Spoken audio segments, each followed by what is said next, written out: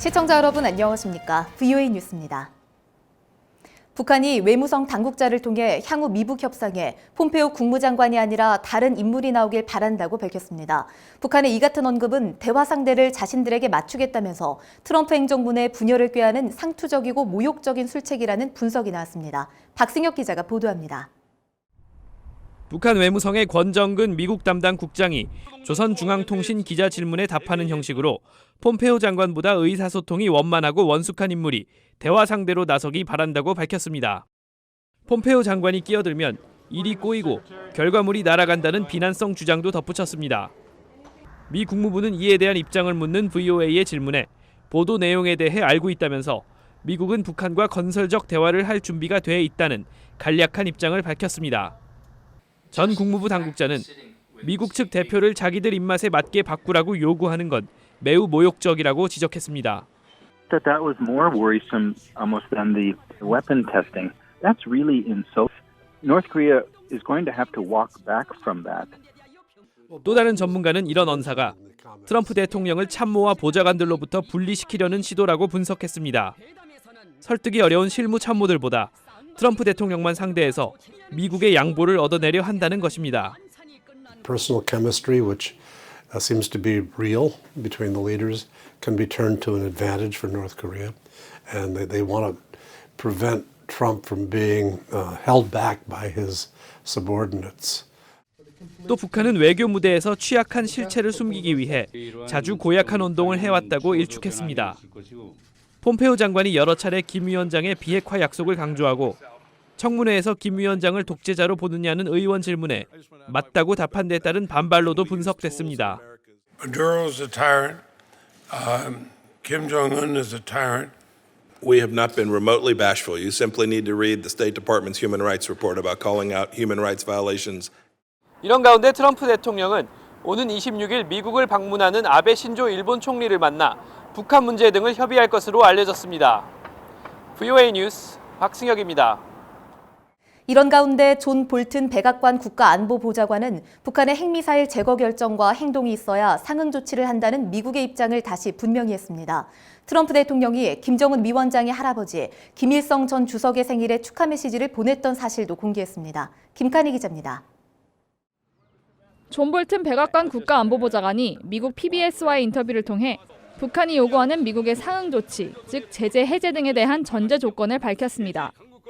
북한이 핵과 탄도미사일을 제거한다는 전략적 결정과 행동이 있어야 한다고 강조했습니다.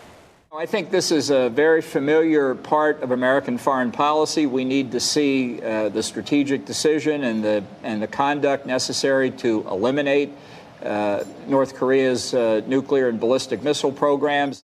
볼튼 보좌관은 이어 북한은 트럼프 대통령이 제시한 빅딜을 수용하지 않았지만 아직 가능성은 남아있다며 트럼프 대통령이 3차 미북 정상회담에 열려있는 이유라고 밝혔습니다.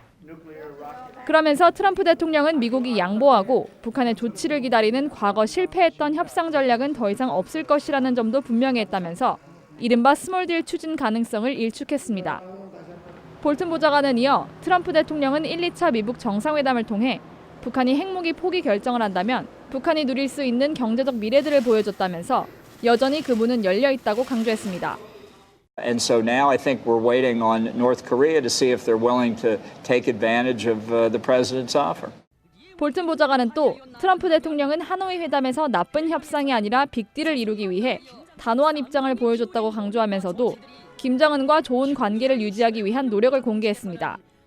트럼프 대통령이 북한에서 태양절로 부르는 김 위원장의 할아버지 김일성 전 주석 생일에 축하 메시지를 보냈다는 것입니다.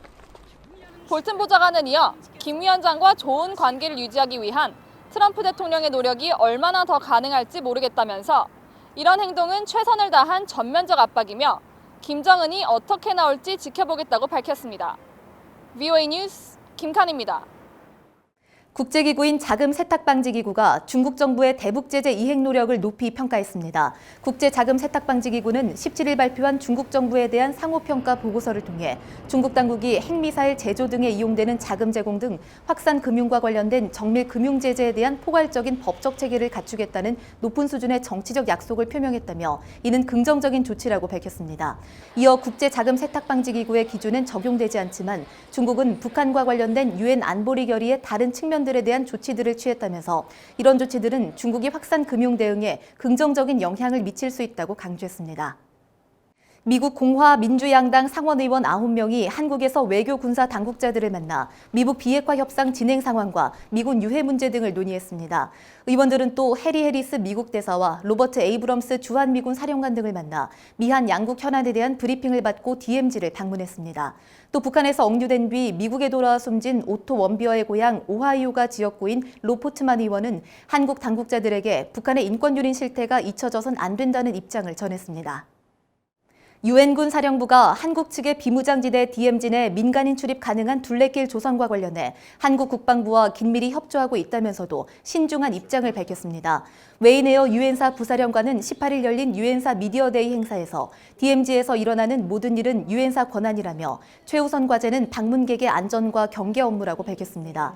또 오는 27일 판문점 설원 1주년 행사가 공동경비구역 JSA에서 열릴 것이냐는 질문에는 한국통일부가 이야기할 것이라며 이와 관련한 한국 정부의 요청이 있었음을 시사했습니다. VOA 뉴스 마칩니다. 시청해주신 여러분 고맙습니다.